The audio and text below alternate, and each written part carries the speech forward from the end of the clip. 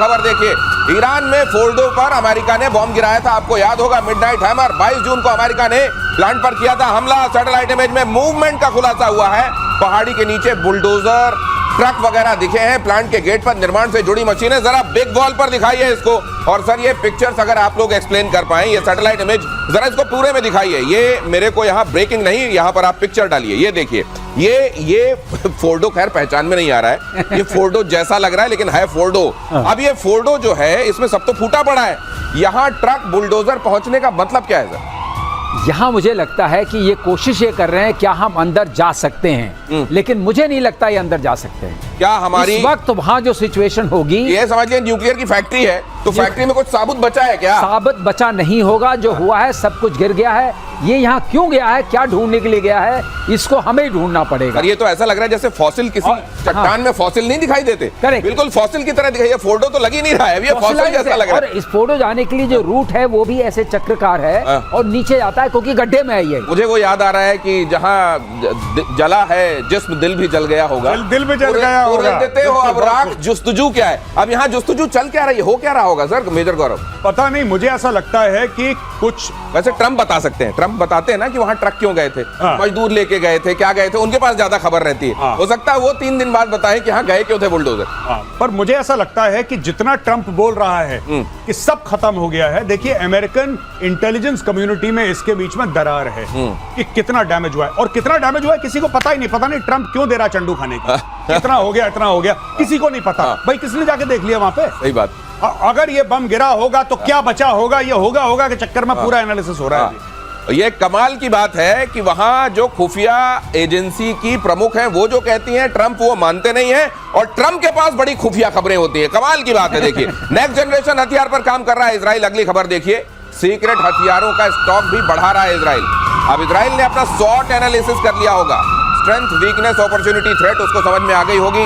Stand off weapon, iron beam, laser weapon, drone, गुप्त हथियारों ने ईरान में मचाया था कोहराम। अब असल में इसकी सबसे बड़ी फाइंडिंग क्या होगी इजराइल की कि ये होना चाहिए मेरा आयरन डोम और मजबूत होना चाहिए। जी, एक तो ईरान एक काम करेगा कि ईरान ऑल्टरनेट निकालेगा बंकर बस्टर का।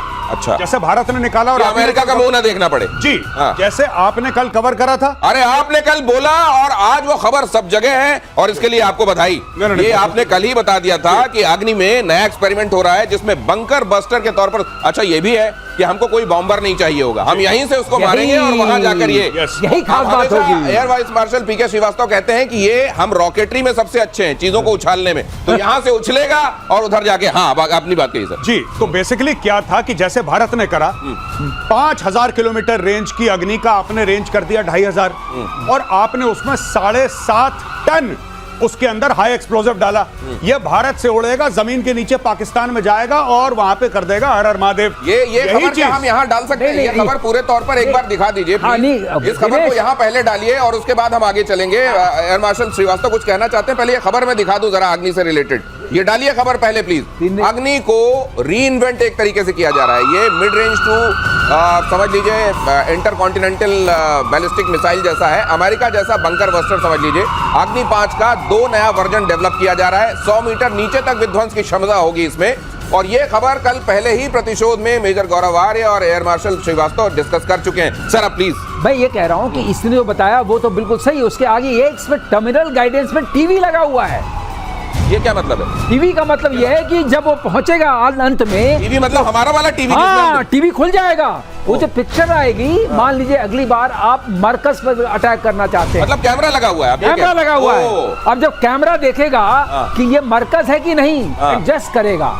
ये मरकज वाला गुंबज है, देख। अच्छा, ये एआई वाला जैसा कुछ होगा। एआई वाला पिक्चर पड़ी हुई है, आपने कहा इसी पर मारना है। लास्ट में वो खुल जाएगा कैमरा और देखेगा, मैच करेगा, जो है उसी पर मारेगा। तो ये अपने दर्शकों को समझा देता हूँ, जैसे आपने स्निफर डॉग देखा होगा ना, स्निफर डॉग को कुछ सुंघाया जाता है और वो महक कहाँ से आ रही है वहां दौड़ जाता है उस पर। तो उसी तरीके से इसको तस्वीर दिखा दी जाएगी, जाओ अब इसको नष्ट कर दो और वो हो जाएगा मेजर गौरव आर्य। इसके लिए हमको बॉम्बर भी नहीं चाहिए, सबसे अच्छी बात तो ये कुछ नहीं चाहिए। और सबसे बड़ी बात, मैं आपको दावे के साथ कह रहा हूं कि इजराइल यही काम कर रहा है। आज मैं आपको प्रिडिक्शन करके दे रहा हूं, इजराइल यही काम कर रहा है, क्योंकि इजराइल की सबसे बड़ी सीख, आपने पूछा क्या थी लड़ाई से, सबसे बड़ी यह सीख थी कि अमेरिका एक मूडी सुपर पावर है।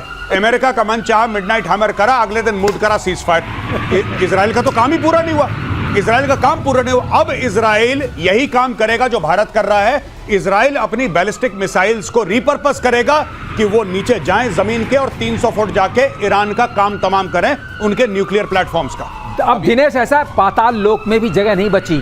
पहले पाताल लोक था ना, घुस जाते थे, नीचे नहीं मार पाओगे। अब वो खत्म मामला। 100 मीटर्स का मतलब 300 फुट। 300 foot, my God. तो अब ये 7,500 किलोग्राम बता रहे ना, ये 3 गुना ज्यादा है GBU 57 आज आप लोग से। बता रहे हो, मुझको गाने की लाइनें याद आ रही हैं। अभी वो शायरी याद आई थी, अब देखिए आ रहा है, अजी हमसे बचकर कहाँ जाइएगा, कहाँ जाइएगा? कहाँ जाइएगा, हमें पाइएगा। धरती के नीचे भी वायुसेना एयर लोरा मिसाइल, जिसको हम कहते हैं लॉन्ग रेंज आर्टिलरी मिसाइल, खरीद सकती है।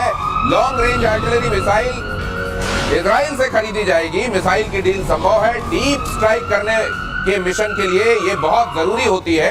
अब ये क्या होता है, एयर मार्शल श्रीवास्तव आपको और अच्छे से समझाएंगे। ये देखिए आर्टिलरी क्या बोल रहे हैं, है मिसाइल। हमें खुद ही समझ में आ रहा है कि आर्टिलरी क्यों बोल रहे हैं। ये क्यों किया गया? हाँ, उसका एक कारण है।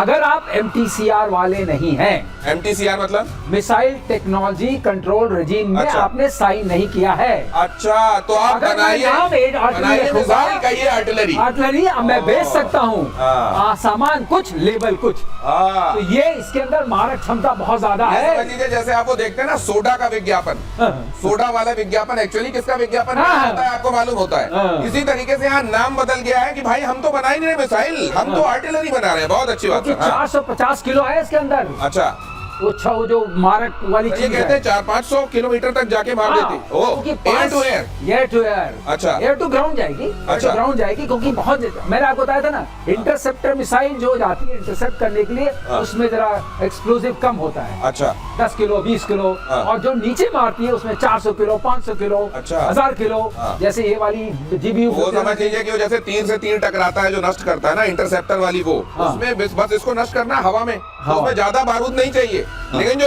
नीचे गिरेगी जमीन पर, बड़ा डिस्ट्रक्शन करना, वहाँ बारूद ज्यादा चाहिए। इसके अंदर 450 है। तो खुद ही समझ नहीं आ रहा इसका नाम आर्टिलरी रखे। फिर मैंने जानने की कोशिश की, तो MTCR समझ में आया। उसके चक्कर में लेवल कुछ आपने सही समझा दिया। मिसाइल टेक्नोलॉजी कंट्रोल रिजीम जिसने साइन किया है वो लोग बना सकते हैं, जो नहीं साइन किया हुआ है वो बनाए मिसाइल, आर्टिलरी नाम से बेचे। ये इसका सरलीकरण हो गया। ब्रह्मोस 2 बहुत ताकतवर बनाने की तैयारी में भारत। अगली खबर, रूस की हाइपरसोनिक तकनीक से हो सकता है लैस। 3 M22 जिरकॉन मिसाइल वाली टेक्नोलॉजी लग सकती है इसमें। ब्रह्मोस 2 की गति और क्षमता होगी बढ़ोतरी। भारत रूस मिलकर बना रहे हैं क्रूज मिसाइल ब्रह्मोस 2। अब ये क्या है मेजर गौरव, ये तो मैं एयर मार्शल श्रीवास्तव से जानूंगा, लेकिन अब ये जिरकॉन वाला जो दहशत है वो इसमें हुआ करेगी जी। तो अभी ब्रह्मोस का ये चक्कर है कि जो ब्रह्मोस एरोस्पेस कंपनी है वो कह रही है कि एक इसकी मारक क्षमता और होनी चाहिए। अच्छा, यानी कि अगर 300 किलोमीटर तक मार रही है तो 800-900 तक मारेगा। दूसरी चीज ये हल्की होनी चाहिए। तीसरी चीज इसकी गति जो है, अभी जो 3 टाइम्स स्पीड ऑफ साउंड है वो 7 टाइम्स 8 टाइम्स स्पीड, यानी कि ये मिसाइल बिल्कुल शेषनाग आप समझ लीजिए, एक बार गया तो गया। अच्छा, नोबडी हैज एनी आंसर। देखिए ना, मैंने वही बात बोली थी जब पाकिस्तान को पता था कि ब्रह्मोस फायर है। ऐसी बात नहीं कि पाकिस्तान को पता नहीं लगा, पर पता लगने के बाद वो ऐसे देख रहे थे जैसे आप लोग हमारा प्रोग्राम प्रतिशोध देख रहे हैं। देख रहे थे बस पाकिस्तान ये आ रहा है, अच्छा आ गया, वेरी गुड, ये चक्कर है। तो पाकिस्तान देख रहा था, अब पाकिस्तान और तेजी से देखेगा।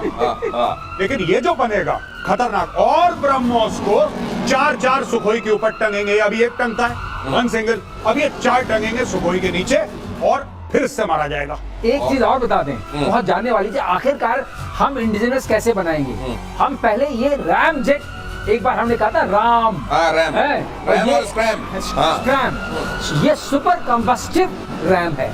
उसका रैम का फायदा होता है कि इंजन के तो कोई वो नहीं है, टरबाइन वगैरह नहीं, तो हल्का होता है। ये हाइपरसोनिक स्पीड देता है, ये हमारी अपनी क्षमता है DRDO की। अब ये मार पड़ेगी, पहले से ज्यादा पड़ेगी और पहले से तेजी से पड़ेगी, ये समझ लीजिए। और दुनिया में हाइपरसोनिक मिसाइल बनाने की होड़ चल रही है। चीन बना रहा है PL-17 और PL-21 air to air missile.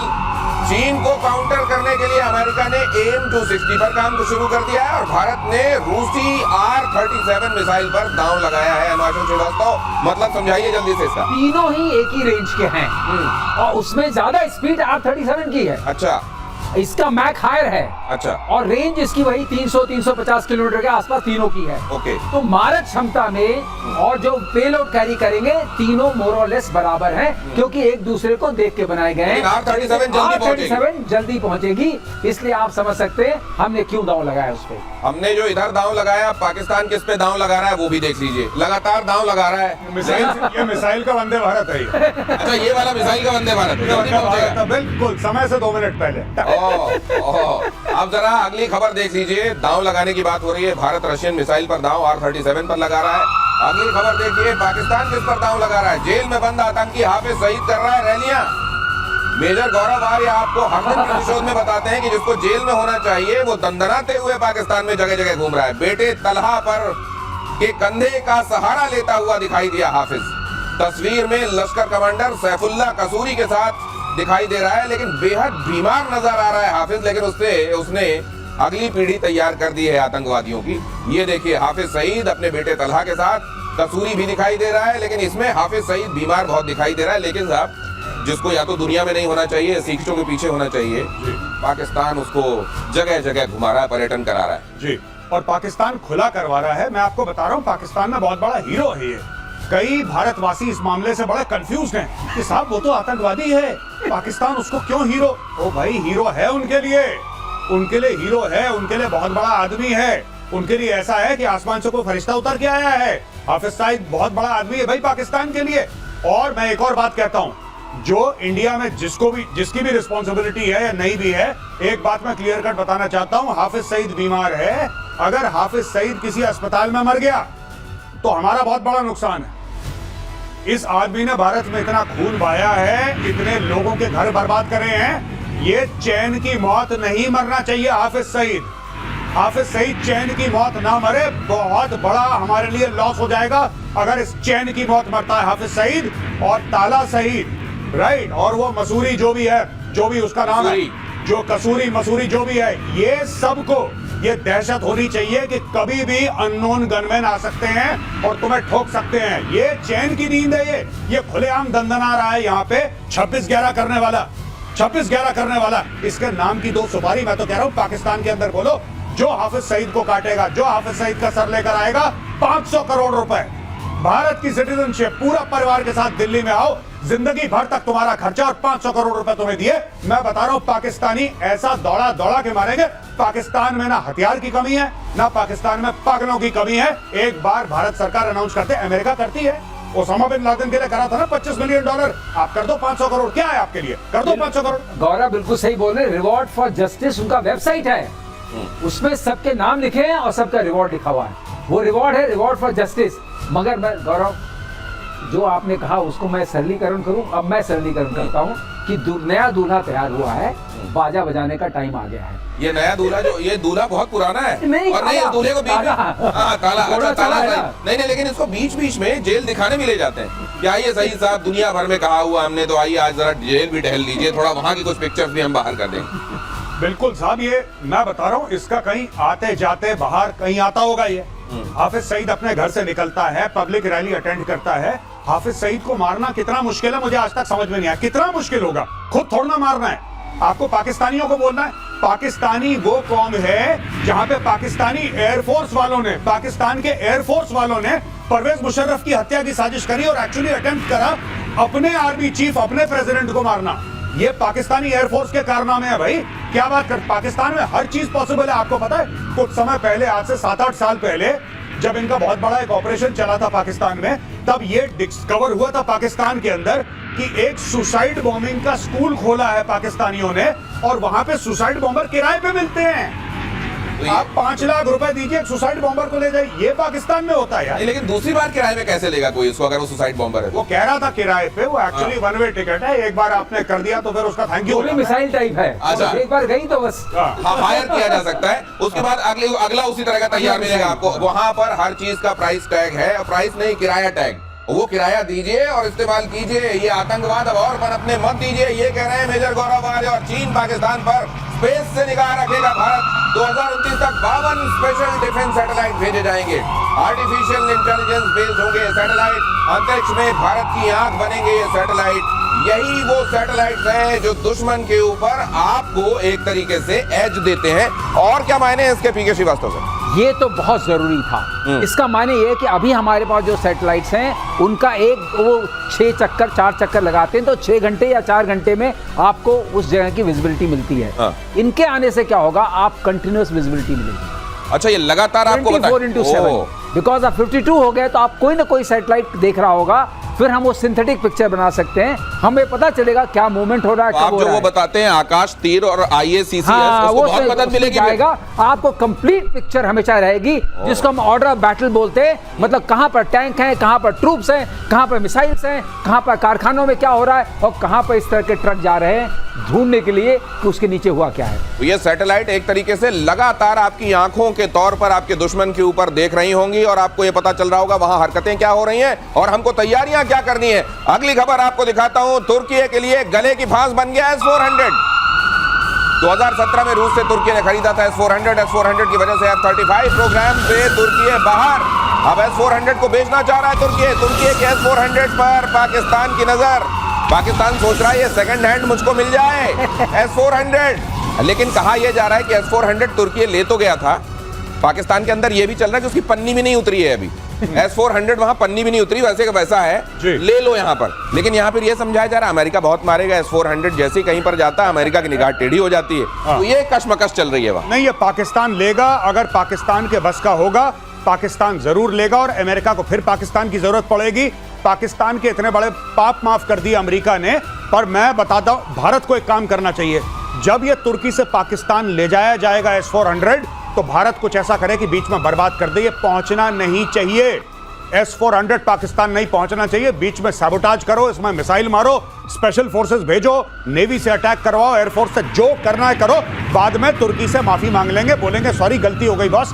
आसपास जैसे हमने ब्रह्मोस के लिए भी तो बोला था सॉरी गलती से फायर हो गया, करके खत्म करो इसको। पहुंचना नहीं चाहिए। गौरव, इतना गुस्सा होने की जरूरत नहीं पड़ेगी क्योंकि ये S-400 जो है वो सॉफ्टवेयर ड्रिवन है और अभी भी तुर्की के पास जो है उसकी की नहीं है, अभी भी चाबी नहीं है। हाँ, वो सॉफ्टवेयर पूरा लोडेड नहीं है। तो उसके बिना ये यूजलेस है क्योंकि इसमें 4-5 तरह की मिसाइल्स हैं और 4 तरह की रेंजेस हैं।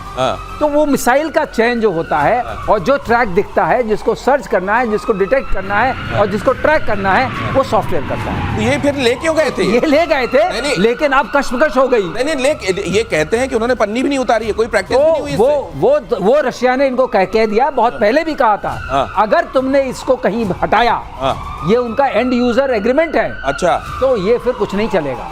तो मतलब तुमको देना है तो दे दो पाकिस्तान को, लेकिन पन्नी बेच दो पाकिस्तान को। पन्नी बेच दो, तिरपाल के बाद पन्नी भी काम आएगी। तो इसलिए टेक्नोलॉजी हम नहीं डर रहे हैं जब तक रशिया साथ है। और रशिया कैसे दे देगा, क्योंकि वो वहां चला गया और आपने इसी को खोल करके रिवर्स इंजीनियर कर लिया।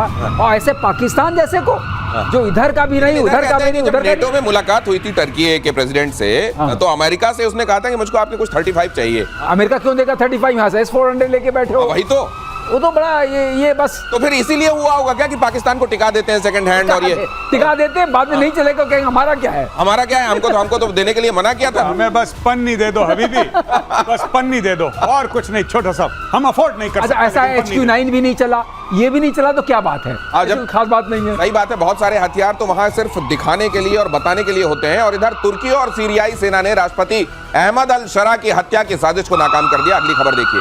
उनकी हत्या की साजिश सीरिया में चल रही थी। यहाँ पर सीरिया में सक्रिय ISIS ने उनकी हत्या की साजिश की थी। अहमद अल शरा पहले अलकायदा और इस्लामिक स्टेट के सहयोगी समूह के नेता थे, लेकिन बाद में उन्होंने बशर अल असद की सत्ता के खिलाफ विद्रोह का नेतृत्व किया। लेबनानी आउटलेट LBCI की रिपोर्ट के मुताबिक सीरियाई सेना और तुर्की खुफिया एजेंसियों ने सीरियाई राष्ट्रपति अहमद अल शरा की हत्या के प्रयास को। इसमें कुल मिलाकर हमारे भारत के ऑडियंस को समझने वाली एक बात है कि अगर आप ये सोचते हैं कि मुस्लिम वर्ल्ड आपस में एकजुट है तो यह खबर उसकी सच्चाई बताने वाली। गौरव बताएंगे। सबसे बड़ी बात यह है कि ये क्यों हुआ है, क्योंकि 72 घंटे पहले डोनाल्ड ट्रंप ने बोला कि सीरिया के ऊपर से मैं सारे सैंक्शन हटा रहा हूं। उन्होंने साइन कर दिया, वहां पे इस्लामिक स्टेट एक्टिव हो गया। पहली बात। दूसरी चीज ये है कि सीरिया बहुत इंपॉर्टेंट है। क्यों? क्योंकि जितने भी हथियार हिजबुल्लाह और हमास के लिए आते थे सीरिया के थ्रू आते थे। और नंबर 3, सीरिया के बाद क्या है भाइयों? इराक। इराक के बाद क्या है? अभी भी ईरान। अगर आप ज्योग्राफी देखें आपको सब समझ में आ जाएगा। It's very simple. तो इसका मायना क्या है वो भी आप समझ रहे हैं। इशारों में बहुत कुछ और एक्सप्लिसिटली बहुत कुछ। पुराने दुश्मनों से रिश्ते सुधारने में जुटा हुआ है इजराइल। सीरिया और लेबनान के साथ रिश्ते सामान्य करने की पहल। इजरायली विदेश मंत्री गिदोन सार ने कहा दोनों देशों से औपचारिक राजनयिक रिश्ता कायम हो। गोलन हाइट्स को लेकर कोई समझौता नहीं। इजराइल ने कहा गोलन हाइट्स एक विवादित क्षेत्र जिस पर इजराइल का कब्जा है और सीरिया उस पर अपना दावा करता रहा है। सीरिया और लेबनान दोनों को ईरान समर्थक देश माना जाता है। अब सबसे बड़ी बात यह है श्रीवास्तव सर कि पहले किसी को मारो जबरदस्त और उसके बाद कहो I want to be friends with you. और जिसको पड़ी होती है, मुझको लगता है इनको ये समझ में आ गया है कि इजराइल जो है मारता बहुत है। लेबनान को तो समझ में आ ही गया है, बहुत मारता ये अब जब हाथ बढ़ाए तो हो सकता है थामा जाएगा। We are friends. सीरिया ने इजराइल ने क्या किया था? ऐसे ही सत्ता पलटी। जैसे ही सत्ता पलटी अगर इसको भी आप समझा सकें जिसका भी जैसा आपने बताया। उन्होंने मैं गोलन हाइट्स जा चुका हूं। अच्छा, कई बार। ओके। तो जैसे सत्ता पलटी उन्होंने आसपास पूरा कब्जा कर लिया। अच्छा। सारा हटा दिया, सारा नेस्तनाबूद कर दिया। ये साइड तो सीरिया में before he could become president, जो सीरियन रेबल्स है। और लेबनान में उधर का मामला पर क्लोज कीजिए। तो मैं ये जानना चाह रहा हूं सर, ये का हिस्सा उन्होंने साफ कर रखा है। अच्छा। और यहाँ का हिस्सा भी साफ कर रखा है। ओके। अब कहाँ हाथ में ला लो, क्योंकि उन्होंने अपनी बफर क्रिएट कर ली है। अच्छा, बफर क्रिएट करने के बाद का हमारा काम हो गया, अब चलो दोस्त हो सकते। और गोलन हाइट्स हैं, ये ऊंचाई पर है, दिखता सारा है, वहां पर सारे रेडार्स वगैरह रखा है। और इधर साफ कर दिया, इधर साफ कर दिया। अब ठीक है, अब हम आश्वस्त हैं। आइए मिलते हैं। नहीं तो इस बात से उनको प्लीज, इसमें ईरान और खास तौर से वो मुल्क जो ये कहते रहे कि देखिए कम से कम जो इस्लाम को मानने वाले मुल्क हैं उनको तो सपोर्ट नहीं करना चाहिए इजराइल को, तो इससे बड़ी तकलीफ होगी उन्हें। देखिए उम्मा सब चूरन है, ये इसकी कोई वैल्यू नहीं है फालतू में। ये देखिए ये गोलान हाइट्स है, यहाँ पे डमास्कस है जो कैपिटल है सीरिया की, दमिश्क। इजरायली जो ब्रिगेड है गोलान ब्रिगेड, वो 25 किलोमीटर दूर पहुंच गई थी दमिश्क के। 25 किलोमीटर दूर पहुंच गई, सामने दिख रहा है उसको दूरबीन से दमिश्क। अहमद अल शरा जो कि इस्लामिक स्टेट, जो कि अलकायदा का एफिलिएट, जो कि फलाना, जो कि धमाका, जो अभी प्रेसिडेंट है, उसने एक पिस्तौल की गोली नहीं चलाई इजराइल की ओर। इतना ज्यादा कंट्रोल है। और ये जो यहाँ पे इलाका है गोलान हाइट्स का, यहाँ पे यूनाइटेड नेशंस की फोर्सेस हैं। अच्छा। आज की तारीख में, और उसमें इंडियन आर्मी का भी कंटिजेंट है गोलान हाइट्स में। मैं आपको इसलिए बता रहा हूँ, ये नीचे पहुंच गए बिल्कुल, और 25 किलोमीटर दूर पहुंच गए थे कि सामने दमिश्क दिख रहा है और यहाँ पे बैठे हैं। और अहमद अल शरा ने इजरायली, और जब उससे पूछा कि इजराइल आपका दुश्मन है, इजराइल तो आलम इस्लाम का दुश्मन है, तो उसने बोला नहीं, इजराइल दुश्मन नहीं है, दुश्मन हिजबुल्लाह है। और यहाँ से आप जाइए और खड़े होइए, आपको पूरा सीरिया दिखता है। अच्छा, पूरा इधर दिखता है, तो पूरी नजर है। पूरी नजर है, सब कुछ निगाहों के तहत है। और इन INS तमाल के बारे में खबर देख लीजिए, भारतीय नौसेना को हैंडओवर हो गया है ये सबसे आधुनिक स्टेल्थ फ्रिगेट INS तमाल। रूस के कैलिनिनग्राड में INS तमाल का कमीशन हुआ। तमाल रूस से मिला हुआ 8वां और तुशील क्लास का दूसरा युद्धपोत। इसके आने के मायने क्या है मेजर गौरव? देखिए साहब, फ्रिगेट है, भारत जिस तरीके से अपना फ्लीट डेवलप कर रहा है, मैं आपको एक और बात बता दूं, सब लोग ये सोच रहे हैं कि साहब ये रशिया से आ रहा है फलाना डिम, नहीं, अभी भी 95% जो शिप्स बन रहे हैं वो भारत में बन रहे हैं, सबसे पहले बात। लेकिन भारत को जिस तरीके से अपनी नेवी एक्सपैंड करनी है, भारत की खरीदना बाहर से एक मजबूरी है। टॉप क्लास का स्टेल्थ फ्रिगेट है, टॉप क्लास का। इसके अंदर देखिए, स्टेल्थ का ये मतलब है कि ये दुश्मन के रडार में इसका सिग्नेचर बहुत छोटा है, बहुत छोटा है। तो दुश्मन को ये नहीं हो सकता है दुश्मन को पता लगे कोई फिशिंग बोट है, दुश्मन को ये पता लगे कि छोटी सी नाव है, वहां पे पता लगा पूरी की पूरी मिसाइल के साथ एक बोट है, स्टेल्थ फ्रिगेट है। और ये जो है, this is going to be a solid punch in the enemy's face. और ये इंडियन नेवी के तरकश में एक बहुत बड़ा तीर है दिनेश। ये मैं सोच रहा हूँ कि इसमें क्या है कि ये जो बता रहे हैं ना कि दिखेगा नहीं, और सीक लेटर में तो बिल्कुल ही नहीं दिखेगा। ब्रह्मोस डाल रखी है, ब्रह्मोस डाल रखी है इसके अंदर। तो कराची का क्या हाल होगा? तो शायद इनके अभी मन से इन्होंने कहा बाद में बताते हैं। ग्वादर और कराची दोनों गए, दोनों निशाने पर। नहीं मेजर और गौरव, स्पीड भी इसकी अच्छी है। मेजर गौरव हमेशा याद दिलाते रहते हैं कि नेवी वाला अभी ड्यू है और नेवी इतनी मजबूत करते जा रहे हैं और फिर ड्यू भी है, तो फिर मिलने क्या वाला है? लेकिन चक्रवर्ती ही मिलने वाला है, वो जो आपके चक्रवृद्धि ब्याज के साथ। हाँ? दिनेश, एक बात इन्होंने बहुत अच्छी बताई, ये आखिरी फ्रिगेट है जो आ रही है, आखिरी नेवल शिप आ रहा है, सारा 95% इंडिया में बनता है। लेकिन आपको एक खबर अगली जो बताने वाला हूँ, उसके बाद जितने लोग आपको अंकल कहते होंगे ना, वो समझ जाएंगे। जरा देखिए खबर। थाईलैंड की पीएम बेंतोगान शिनावात्रा सस्पेंड हो गई हैं। थाईलैंड के संवैधानिक कोर्ट ने उन्हें सस्पेंड किया है। कंबोडिया के साथ राजनयिक विवाद में कोर्ट का यह बड़ा फैसला है। लीक टेलीफोन कॉल के बाद पीएम पर एक्शन हुआ है। अंतिम फैसले तक पीएम शिनावात्रा सस्पेंड रहेंगी। कहा यह जा रहा है कि उन्होंने अपनी टेलीफोनिक कन्वर्सेशन में उनको अंकल कह दिया था और इस बात को लेकर इतना बवाल हुआ, कोर्ट बैठी और मेजॉरिटी डिसीजन ये हुआ कि इनको सस्पेंड किया जाए। तो ये तो मतलब बड़ा कमाल है। ये पता नहीं, मुझे ये न्यूज तो मैंने बिल्कुल फॉलो नहीं करी सर। अगर आप कुछ मुझे थोड़ा ज्ञानवर्धन करें, मैं आपको बता तो रहा हूं कि एक वर्ड मैं आप बताता हूँ। कंबोडिया, और लोग कहते हैं ना युद्ध का देश है, बुद्ध का देश है, कंबोडिया और थाईलैंड दोनों बुद्ध के देश हैं। इधर 96%, इधर 93% जी बुद्धिस्ट हैं। और जो तो उसमें तालमेल है। इधर के जो प्राइम मिनिस्टर हैं, उनके जो फादर थे हुन सुन, जिनको इन्होंने अंकल कहा, और इन्होंने शिनवात्रा ने उनको अपने कन्वर्सेशन में अंकल बोल दिया और ये कहा कि हमारे जनरल साहब जो हैं वो भड़का रहे हैं कंबोडियन सोल्जर्स को, हम रोकना चाहते हैं। वो शांति चाहती थी, कंबोडियन सोल्जर मर गया था। अब ये बात लीक हो गई। तो यहाँ तो ये तो इन्होंने अंकल बोला, इधर पाकिस्तान से तो अब्बू अब्बू वाले टेलीफोन जाते रहते हैं, वहां कोई बुरा नहीं मानता मेजर गौरव। पाकिस्तान में रीढ़ की हड्डी की कमी है। पाकिस्तान तो जो पैसा देता है, जो किराए पे लेता है, उसको अब्बू बोल देता है पाकिस्तान। तो इतना बड़ा मैटर नहीं है। लेकिन किस कॉन्टेक्स्ट में अंकल बोला है सर, ये बड़ा सीरियस डिप्लोमेटिक मामला हो गया वहां ये मामला हो गया कि अपने जनरल की उन्होंने बुराई कर दी और उनको अंकल बोल दिया। अंकल बोल दिया। अंकल ज्यादा चुभा है, अंकल ज्यादा चुभा है उनको। जनरल की जो बुराई ज्यादा नहीं चुभी, अंकल ज्यादा चुभा है। देखिए ये कब कहां कौन सी बात, एक छोटी सी बात, एक छोटा सा शब्द किसी डिप्लोमेटिक कॉन्टेक्स्ट में कहां कहा जा रहा है, वो क्या बवाल लेकर आ जाए, उसकी भी ये खबर है। बहुत धन्यवाद आप सभी का आज प्रतिशोध में हमारे साथ जुड़ने के लिए। सर आपका बहुत धन्यवाद। जय हिंद।